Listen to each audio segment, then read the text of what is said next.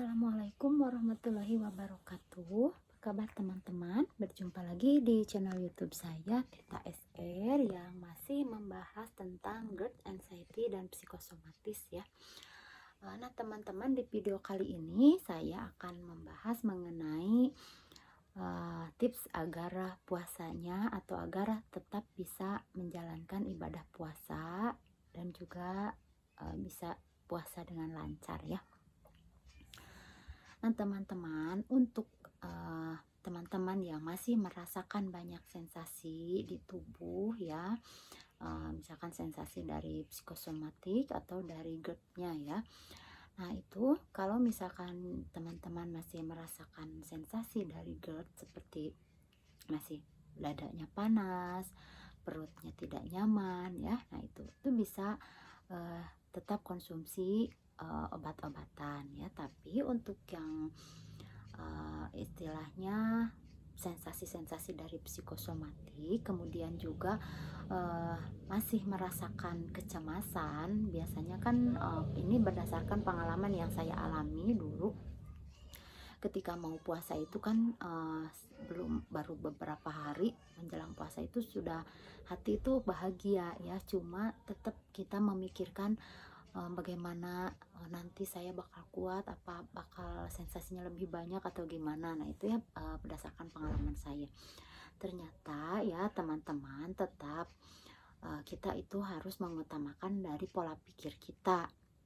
Ketika kita berpikir baik terhadap diri kita, ya itulah yang terjadi. Nah sama dengan ketika kita memikirkan apa istilahnya, aduh takut ada sensasi, takut apa ya, itulah yang muncul karena kita yang memikirkan gitu. Nah untuk teman-teman yang masih merasakan banyak sensasi, yakini saja teman-teman niat mau beribadah lebih baik lagi, apalagi menjalankan puasa ya. Puasa itu kan bulan biasa pun kita disunahkan untuk melakukan puasa ya. Contohnya seperti puasa Senin Kamis, itu kan dengan puasa kita bisa menyembuhkan segala penyakit yang ada di diri kita, terutama kita merasa punya asam lambung yang sering berlebihan ya, misalkan itu. Nah coba niatkan kita beribadah juga untuk kesembuhan kita. Nah itu nanti akan benar-benar terjadi. Bahkan pengalaman saya dari beberapa tahun yang lalu, kalau hari-hari biasa saya banyak sensasi yang dirasa di tubuh bermunculan. Kemudian juga perut selalu perih, terus apa istilahnya, makan itu 2 jam sekali, 3 jam sekali ya di awal-awal dulu. Tapi ketika saya menjalankan puasa dengan niat bismillah la haula, nah itu alhamdulillah selama menjalankan ibadah puasa itu ya perut itu aman, antang-antang saja, lambung pun baik ya, bagus gitu. Karena kan memang kembali lagi, kalau puasa itu bisa menyembuhkan, menyehatkan, bahkan lambung kita kan istirahat, tidak terus-terusan bekerja gitu ya. Nah kalau misalkan sehari 2 hari baru sehari 2 hari 3 hari menjalankan puasa kita merasa nggak enak atau ada keliengan ada apa, itu jalani saja, itu nggak apa-apa. Itu kan baru adaptasi gitu. Yang biasanya kita makan sehari 3 kali 4 kali misalkan, nah sekarang kan puasa cuma 2 kali di apa pas sahur sama pas buka puasa. Nah itu ya, jadi mungkin masih adaptasi ya, sama semua juga yang tidak terkena anxiety dan psikosomatis juga merasakan ada lemes, ada rasa keliengan. Nah itu ya nggak apa-apa, jalani saja, yakini bahwa kita itu baik-baik saja, karena dengan keyakinan nah itu yang membuktikan dan juga yang bisa menyehatkan kita ya. Jadi intinya kita harus menanamkan dulu keyakinan di dalam diri kita, percaya bahwa dengan puasa kita akan lebih baik, kita akan lebih sehat, akan sembuh dari penyakit yang selama ini kita rasakan ya. Nah itu niatkan ya teman-teman itu. Nah tips untuk supaya lancar puasanya, nah usahakan misalkan dari bangun tidur ya, bangun tidur langsung minum. Nah minum itu kalau saya itu minum 2 gelas air ya.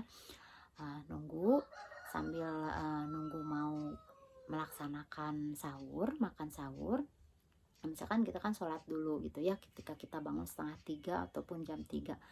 Nah kita melaksanakan sholat dulu, sholat tahajud dan yang lainnya. Nah habis gitu kita persiapan untuk untuk makan sahur. Nah yang biasa konsumsi obat misalkan silahkan diminum obatnya.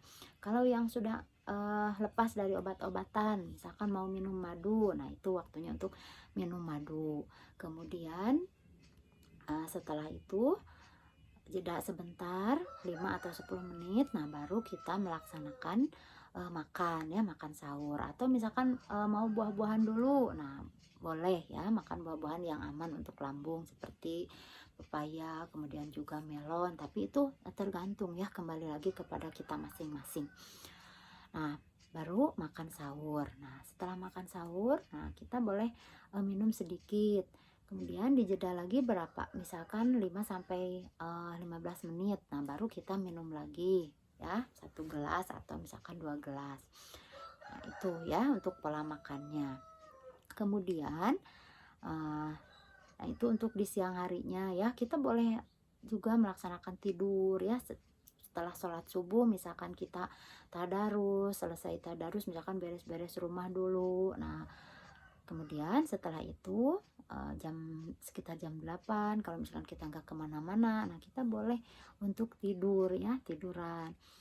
Nah kemudian di siang harinya usahakan jangan merasa-rasa sensasi yang kemarin-kemarin kita rasakan ya, biar kita benar-benar sehat. Bayangkan kita yang sehat misalkan kalau nggak tidur misalkan berjemur atau aktivitas di rumah, kerjakan aktivitas yang ringan ya. Jangan merasa-rasa dan jangan mengingat-ingat sensasi di tubuh. Nah itu tipsnya ya, itu yang saya jalankan seperti itu. Jadi ketika memang kita ada rasa ragu sedikit, ada takut keringan atau takut nah itu pasti ada, cuma sebisa mungkin dihindari, dialihkan dengan kegiatan atau aktivitas yang ringan ya, misalkan beres-beres rumah, mencuci ataupun apa. Nah kemudian nanti setelah waktunya buka puasa ya, di setelah azan maghrib, nah kita minum. Nah setelah minum, nah usahakan kita makan yang manis-manis seperti kurma ya. Nah setelah itu kalau saya biasanya melaksanakan sholat maghrib dulu ya, jadi nggak langsung makan makanan yang berat atau tidak langsung makan nasi. Tapi sesekali saya juga dulu di awal-awal penyembuhan sama ketika sholat istilahnya pas azan maghrib itu habis minum, kemudian makan kurma misalkan, jeda 5 menit atau 10 menit langsung makan, karena kita pikirannya itu masih merasa kita itu butuh makan supaya tidak lemas, tidak gemetaran, tidak keringan. Nah itu kan masih pola pikirnya seperti itu. Tapi kalau kita pola pikirnya sudah baik-baik saja, udah anteng ya, kita bisa menjalankan ya maghrib itu ya sholat maghrib dulu di bawah santai aja. Jadi ketika kita terburu-buru, apapun yang terburu-buru itu kan akan menimbulkan kecemasan, tidak baik ya.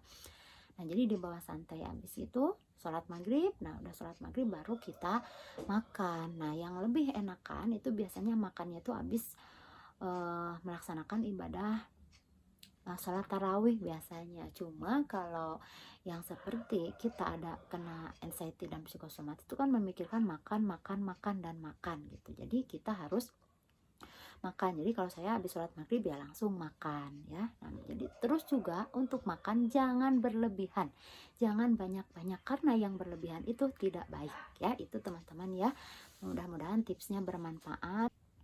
Nah teman-teman, itu video dari saya mengenai tips dalam menjalankan ibadah puasa ya teman-teman. Semoga puasa ini menjadi wasilah untuk kita semua dalam memperoleh kesembuhan dan juga semakin sembuh dan juga semakin sehat dari yang sebelum-sebelumnya.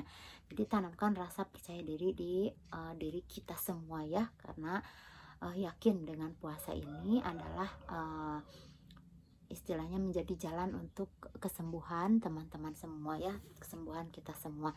Nah itu teman-teman, semoga teman-teman semakin hari semakin sehat, semakin baik, dan jangan lupa untuk selalu bahagia. Kita Ya, bahagia itu kita sendiri yang menciptakan ya, teman-teman. Dan juga untuk teman-teman yang sudah subscribe dan juga like channel saya, terima kasih. Dan untuk yang baru menemukan channel saya, silahkan di subscribe dulu, kemudian juga nyalakan tombol notifikasinya, kemudian juga di like, dan kalau mau sharing silahkan tulis di kolom komentar. Nah itu teman-teman, terima kasih. Assalamualaikum warahmatullahi wabarakatuh.